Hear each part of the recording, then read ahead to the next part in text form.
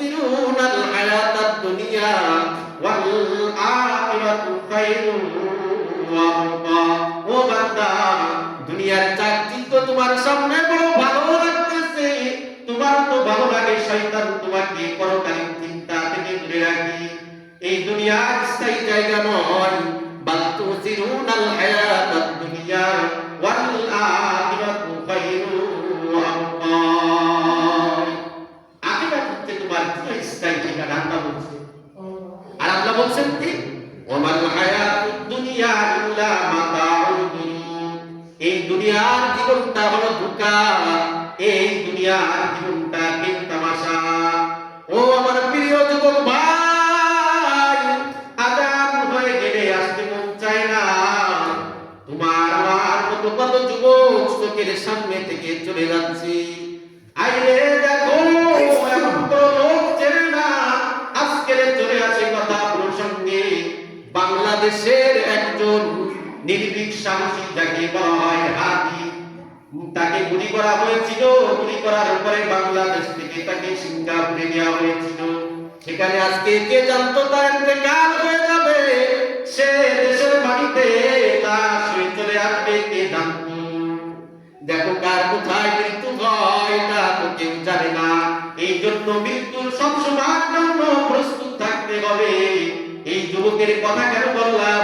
ইন্তেকাল করার আগে অনেক ওসিয়াত তিনি করে গিয়েছেন যে আমার তো অবশ্যই মৃত্যু হবে, আমার রোডেও মৃত্যু হবে, আমার বাড়িতেও মৃত্যু হতে পারে, কিন্তু আমি চাই ইসলামের মিছিলে, ইসলামের বিজয়ে, ইসলামের মিছিলে যেন আমার শরীরটা, যেন আমার মিছিলে যেন সামনের সারিতে যেন আমি থাকি।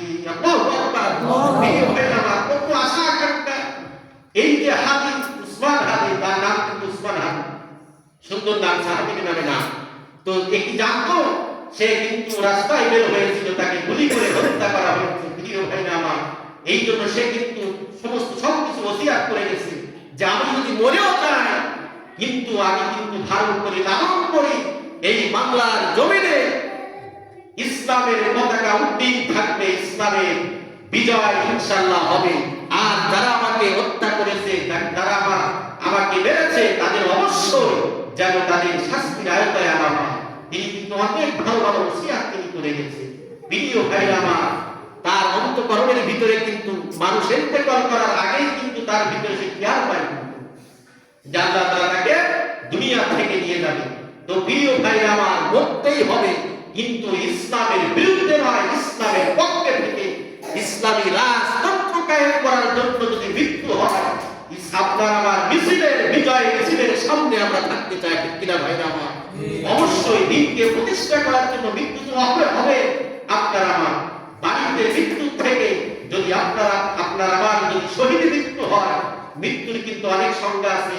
যে মৃত্যুবরণ তো বাড়িতে অনেকের হয়, অনেকের আছে গাড়ি হতে হয়, অনেকের আছে ইসলামের পক্ষে সে আপনার চেষ্টা করার জন্য, ইসলামকে প্রতিষ্ঠা করার জন্য, দিনকে প্রতিষ্ঠা করার জন্য যদি ইন্তেকাল হয়, এই ইন্তেকালের মতো এটা কিন্তু শহীদ মৃত্যু বলা হয়।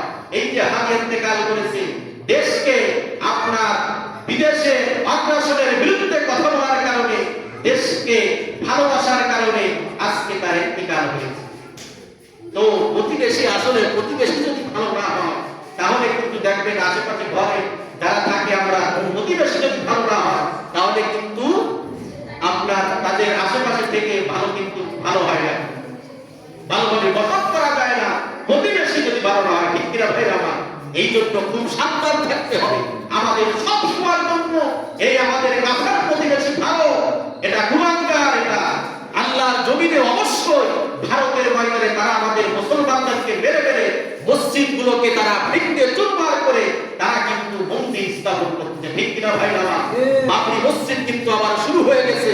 এই জন্য দোয়া করতে হবে আল্লাহ তাআলা যেন এই ভারতে অগ্রাসনের বিরুদ্ধে কথা বলার কারণে আজকে হাদি আল্লাহ তাআলা মৃত্যু ফয়সালা ছিল, কিন্তু তারা কিন্তু টার্গেট করে করে এই মুসলমানকে, বাংলাদেশকে একটা অস্থির করার জন্য, সুন্দর একটা পরিবেশ বাংলাদেশ এটাকে অস্থিতিশীল করার জন্য কিন্তু তারা পায়তারা করেছে।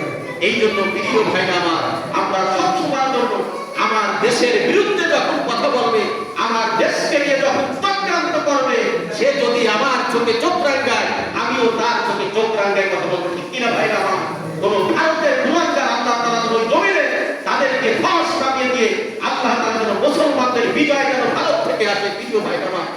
সকলে বলি আল্লাহ আমিন। আর আমরা খাস করে এই হাদির জন্য দেখেন জুলাই যোদ্ধা অনেক দেশের জন্য একজন দেশপ্রেমিক বলিষ্ঠ কণ্ঠস্বর, আল্লাহ তাআলা তাকে শহীদি মর্যাদা দান করে আল্লাহ তাআলা শহীদ হিসেবে আল্লাহ তাকে কবুল করে। আর আমরা যারা সুন্নাত পড়ি তারিকা সুন্নাত